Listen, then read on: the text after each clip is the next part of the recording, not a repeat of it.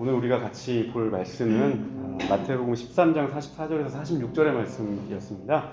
이 말씀을 통해서 우리 각자와 또 우리 교회를 향하신 하나님의 뜻을 한번 생각해 보려 합니다.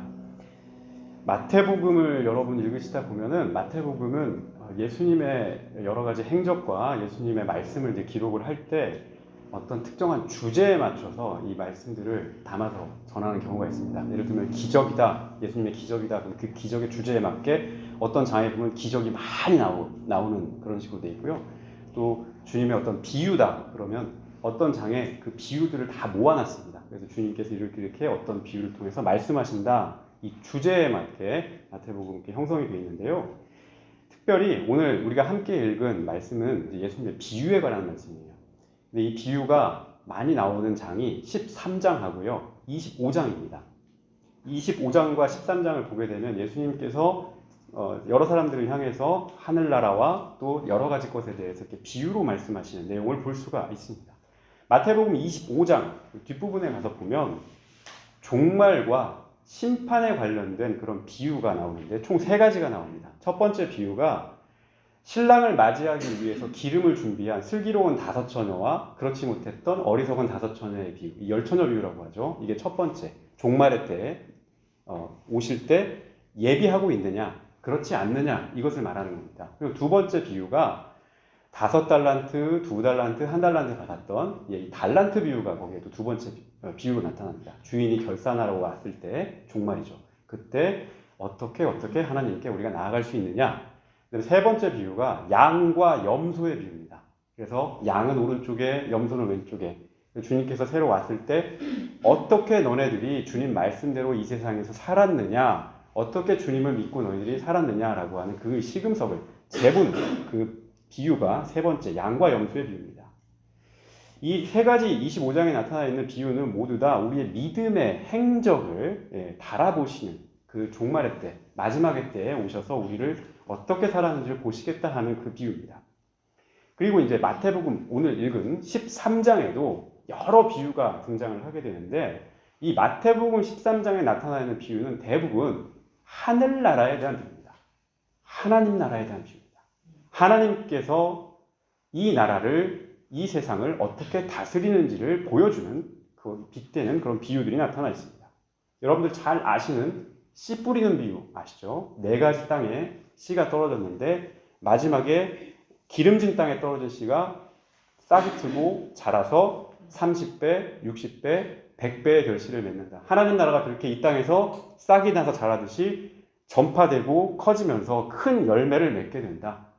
그 비유를 말씀합니다. 그리고 그 뒤에 보면 알곡과 가라지의 비유가 있습니다. 주님께서 오실 때 이 나라에 부합하는 사람, 알곡은 거두시고 가라지는 뽑아서 불타는 불못에 이렇게 던지신다. 이 알곡과 가라지에 대한 비유가 나타납니다. 그리고 이제 오늘 우리가 함께 읽은 13장 44절과 46절의 그 비유가 나타납니다. 근데 이 비유가 너무 분량이 작고 내용이 너무 간단해서 보통 교회에서 설교를 할 때 또 사람들이 성경 공부를 할 때 그냥 툭 치고 넘어가는 좀 부록 형식으로 이 비유들을 읽곤 합니다. 분량이 적으니까요. 예수님 특별하게 어떤 해설도 여기다 덧붙이지 않으셨으니까요. 그런데 오늘 말씀은 오늘 우리 함께 읽은 이 비유는 예수님을 구주로 섬기고 그분을 따라서 살아가려고 하는 우리와 같은 그리스도인들이 반드시 새겨야 할 중요한 신앙의 원칙을 담고 있는 그런 비유입니다. 그 비유의 원칙은 무엇이냐면 바로 가치를 어디에 둘 것이냐, 너의 믿음을 어디에다가 가치를 두고 갈 것이냐, 이것을 묻는 그런 비유입니다. 즉 가치에 관한 말씀입니다. 우리 성도 여러분들은 살아가시면서 어디에 가치를 두고 살아가십니까?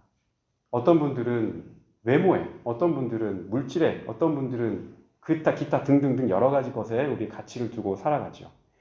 이 세상의 가치, 지금 현실을 지배하고 있는 그 가치, 가장 우선되는 가치는 뭐니 해도 숫자와 금전인 것 같습니다. 돈이죠. 네. 이거를 부정할 분이 그렇게 많지 않을 겁니다. 이걸 이제 다른 말로 물질주의라고 이렇게 얘기를 하죠. 이 물질주의 시대 많은 사람이 금전으로 가치를 평가하곤 합니다. 외부로 이렇게 보여지는, 외부로 드러나는 그 물질의 값으로, 또 어떤 사람은 월급을 얼마를 받는지, 연봉이 얼마가 되는지 그런 수치로, 그 수준으로, 그리고 규모와 범위와 이런 여러 가지 기준을 가지고서 그 사람의 가치를 보곤 합니다.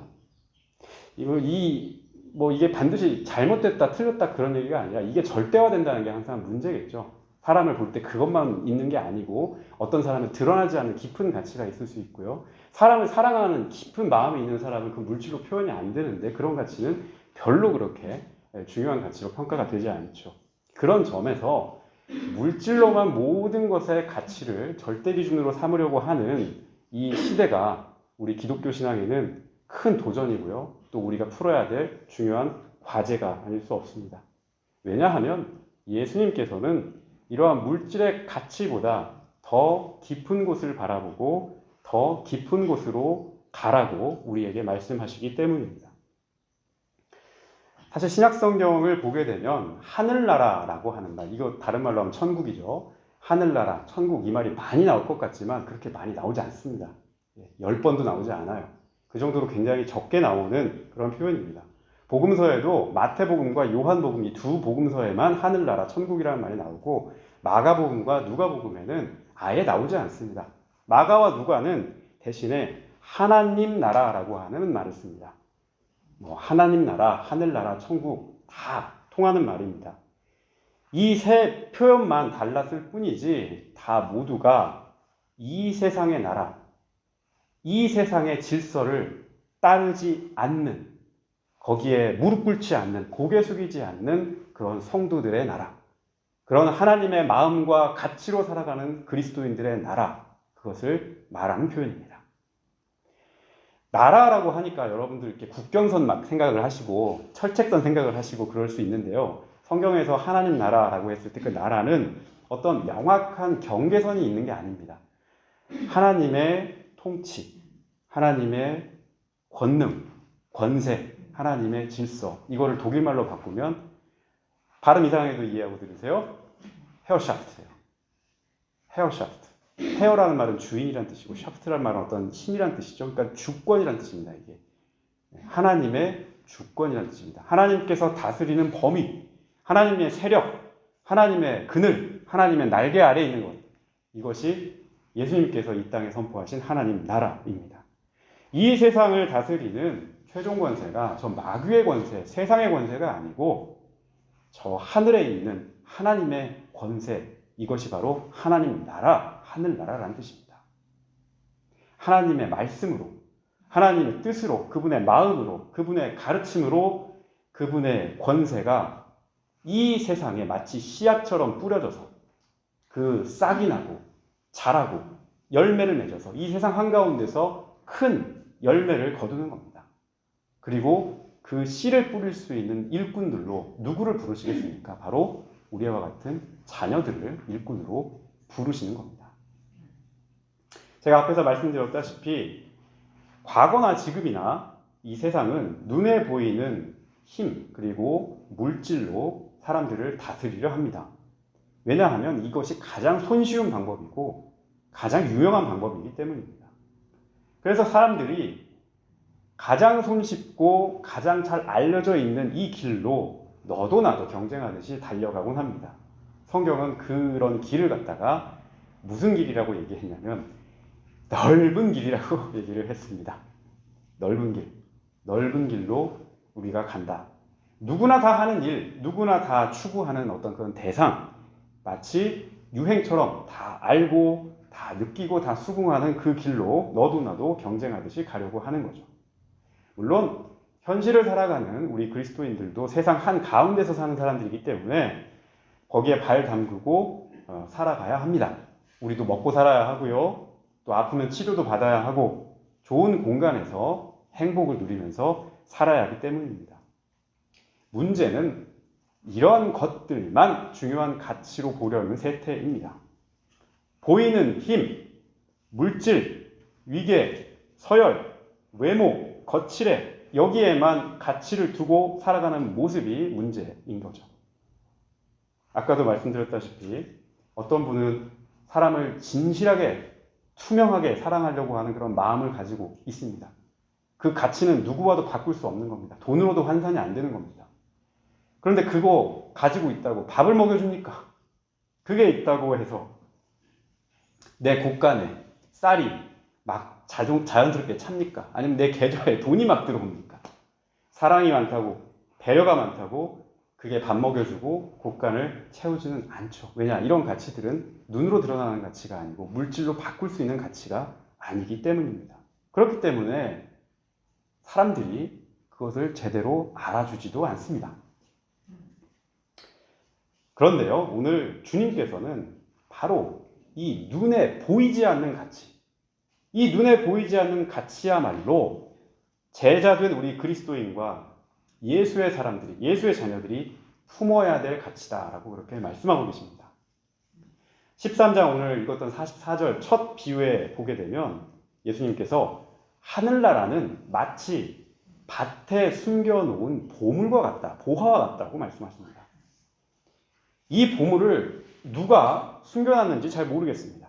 그리고 왜 숨겨놨는지도 잘 모르겠습니다.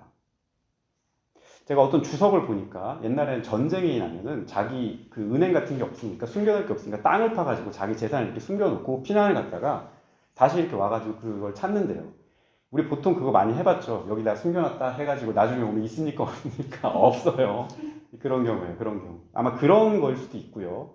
무엇 때문에 보화를 숨겨놨는지는 잘 모르겠어요. 그런데 어떤 사람이 길을 지나가다가 그 밭에 보물을 발견을 합니다. 보물을 발견을 하고, 와, 나한테 너무 필요했던 이 보물, 내가 이것 때문에 이제 살 수 있게 됐어. 이거 내가 정말 찾았던 건데, 이 소중한 보물. 근데 아무도 안 봤지? 그러니까 다 숨겨놓고 자기 집으로 막 기뻐 뛰어 달려가서 자기가 가지고 있는 모든 것을 다 팔아가지고 그 땅을 산다. 그게 첫 번째 비유입니다. 이 얘기 들었다고 또 땅 투기하고 그러지 마세요. 그런 얘기 아니에요. 자, 가치 있는 그것을 발견을 했을 때 자기의 모든 것을 다 들여서 가져올 만한 그것을 바라봤다는 거죠. 근데 이 본문에서 나타난 이 보물이 과연 모든 사람이 소중하게 생각하는 그것인지, 누구나 다 정말 나한테 필요한 보물이구나 그것으로 여겼는지 성경은 정확하게 그걸 얘기하지 않아요. 보물을 발견한 그 사람에게 보물이었다는 거예요. 이게 설령 내가 보물이라고 발견을 했는데 나 별로 이거 필요 없는데, 나한테 이거 별로 필요 없는 건데, 그런 물건이라면 그 사람은 괜히 짐만 되고 나는 가져가지 않아도 돼. 이게 보물이 안 될 수도 있는 거죠. 근데 그 사람에게는 이게 가치 있는 보물이 됐다는 겁니다. 45절과 46절의 두 번째 비유에 나타나는 말씀도 첫 번째와 맥이 똑같습니다. 여기에 보면 어떤 사람이 값비싼 진주를 구하는 상인입니다. 이 사람이 자기한테 필요한 물건이 지금 뭐예요? 나는 지금 뭘 찾고 있어요? 진주라고 하는 걸 찾고 있어요. 진주. 이 진주가 필요해. 이게 있어야 내가 돈을 벌 수 있어. 라고 해서 이 진주를 막 찾아다닙니다. 여러 군데 가가지고 진주를 찾다가 드디어 자기가 찾던 물건을 이제 발견하게 된 거예요. 그래서 이 사람도 다 돌아가서 자기가 가지고 있는 모든 걸 다 팔아가지고 그 진주를 샀더라. 자신이 지금까지 막 찾고 구하고 정말 있었으면 좋겠다라고 하는 것을 발견했을 때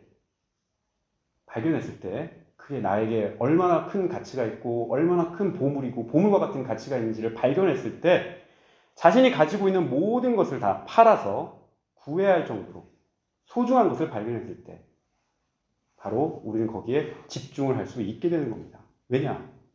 그것이 얼마나 나한테 소중한지 그 가치를 알기 때문에 그렇습니다. 예수님께서 바로 이것을 오늘 우리에게 말씀하십니다. 하늘나라의 가치를 이러한 비유를 통해서 우리에게 말씀하십니다. 보물과 진주의 비유를 통해서 예수를 따르는, 예수를 믿는 우리 삶에 가장 가치 있는 것이 무엇인지, 그 가치가 우리 삶에 어떤 의미가 있는지를 묻고 계십니다. 어떤 사람은 그 보물을 발견을 해도 별로 소중하게 여기지 않을 수 있습니다. 어떤 사람은 예수를 믿고 살아가는 삶의 가치를 별로 중요하게 보지 않을 수도 있습니다. 예수 믿고 예수 따라서 살아가면 너에게 무슨 유익이 있냐라고 반문할 수도 있습니다. 야, 이 세상에 얼마나 좋은 것이 많고 얼마나 즐거운 게 많고 얼마나 우리를 행복하게 해주는 게 많은데 뭐 굳이 그렇게 예수까지 믿어가면서 주여 주여 하면서 힘들고 어렵게 돌아 그렇게 살 필요가 있느냐고 반문하기도 합니다. 밭에 있는 보물을 보물로 보지 못하는 사람이 이야기죠. 값비싼 진주와 같은 하나님 나라의 그 진리를, 하나님 나라에 추구할 때 얻는 그 기쁨을, 그 감사를 구할 생각이 없기 때문에 그런 이야기를 하는 겁니다.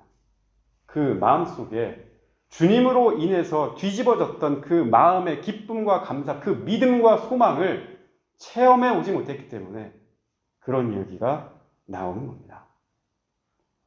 우리 기독교의 역사가 굉장히 깁니다. 이 기독교의 역사를 되짚어보면 언제나 하늘나라의 가치를 추구하면서 살아갔던 그런 사람들이 있었습니다. 그런데 이 사람들의 대부분은 항상 어려움이 있었고 고난이 있었습니다. 복음을 이 세상의 가치와 적당하게 배합하고 혼합해서 이것도 좋고 저것도 좋고 이 양다리를 걸쳐서 살려고 했던 이 사람들은요, 세상에서 성공하기도 하고 또 승승장구할 수 있는 그런 경험도 할 수 있었습니다. 때로는 높은 자리에 올라가기도 하고 이 한 세상을 떵떵거리면서 살기도 하고 연약하고 힘없는 그런 사람들 위해서 내가 이 정도로 잘났다라고 하는 그 위세를 뽐내기도 했었습니다. 그리고 목회자들 중에도 단 위에서는 하나님 나라, 천국, 복음, 구원, 말씀, 희생, 사랑, 정의 뭐 이런 것 같은 착하고 올바르고 바른 말을 쏟아내면서도 단 아래로 내려가게 되면 끊임없이 그 말을 배반하고 거짓을 진실인 양 꾸미는 그런 사람들이 마치 신앙의 모범이고 그리고 성공한 신앙인인 것처럼 묘사되는 경우가 참 많았습니다. 하나님께서 보든 사람들이 보든 그렇지 않든 하나님께서 늘 보신다는 그런 마음으로 내 삶의 한 조각과 한 순간이라도 예수님을 따라 살려 하고 말씀에 충실하려고 하고 복음을 배반하지 않고 이 세상의 위협에 무릎 꿇지 않으려 했던 사람들은 언제나 좁은 길을 걸을 수밖에 없었습니다. 이 세상의 가치를 따르지 않고 하늘나라의 하나님 나라의 가치를 따랐던 사람들은 어김없이 그러한 어려움과 고초를 맞았습니다. 예수님께서 그러셨고 예수님의 모든 제자들이 그랬고 우리가 잘 아는 사도 바울이 그랬고 그리고 초대교회 수많은 성도들이 그랬습니다. 이러한 사람들은 하나님 나라를 내가 밭에서 발견한 그 값진 보화로 오매불망 내가 찾아다녔던 그 값진 진주로 여기고 자기의 모든 삶을 거기에 쏟아부었던 사람들입니다. 성경은 이런 사람들을 기억합니다. 그리고 성경은 이런 사람들을 우리의 신앙의 모범으로 이야기합니다. 대표적으로 히브리서 11장을 보시면 그런 사람들의 이야기가 나옵니다. 히브리서 11장 35절에서 38절의 말씀을 제가 여러분께 읽어드리겠습니다. 또 어떤 이들은 더 좋은 부활을 얻고자 하여 심한 고문을 받되 구차히 풀려나기를 원하지 아니하였으며 또 어떤 이들은 조롱과 채찍질 뿐 아니라 결박과 옥에 갇히는 시련도 받았으며 돌로 치는 것과 톱으로 펴는 것과 시험과 칼로 죽임을 당하고 양과 염소의 가죽을 입고 유리하여 궁핍과 환난과 학대를 받았으니 이런 사람은 세상이 감당하지 못하느니라. 그들이 광야와 산과 동굴과 토굴에 유리하였느니라.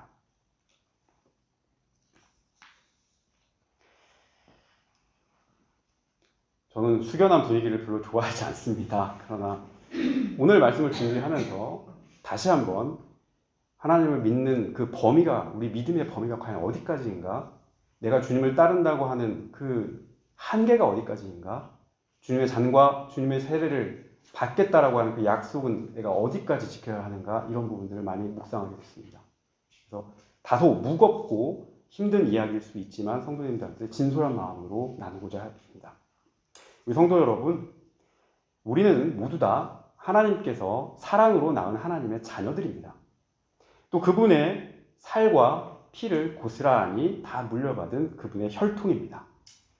예수님께서 우리의 주님이 되시고 예수님께서 우리 삶의 인도자가 되심을 굳게 믿으시는 우리 그 믿음을 갖고 있는 분들이라면, 그리고 그분께서 이 땅에 오셔서 선포하신 하늘나라의 가치를 마음속에 담고 있는 그런 신앙인이시라면 우리는 다시 한번 우리의 믿음을 점검하고 우리가 가는 길을 다시 한번 돌이켜서 우리의 삶의 지표를 하나님께, 예수님께, 그 나라에 맞춰 살아갈 수 있어야 하겠습니다.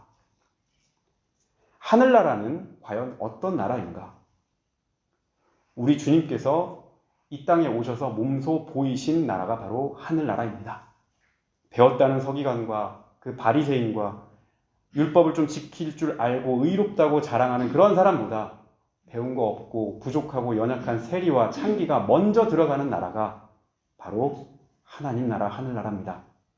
하나님 앞에서 진실하고 소박하고 투명하고 신실한 마음으로 살려고 하는 그 사람들이 먼저 부름을 받는 나라, 그 나라가 바로 하나님 나라입니다. 세상의 권세나 이런 재물을 내세워서 그것을 하나님의 영광이라고 이렇게 포장하는 그런 나라가 하나님 나라가 아닙니다. 내가 남보다 조금 잘나고 높다고 해서 우쭐대면서 이게 다 하나님의 은혜 덕분이다, 이게 다 하나님이 도와주신 덕분이라고 위세를 부리는 그런 나라도 하나님 나라가 아닙니다.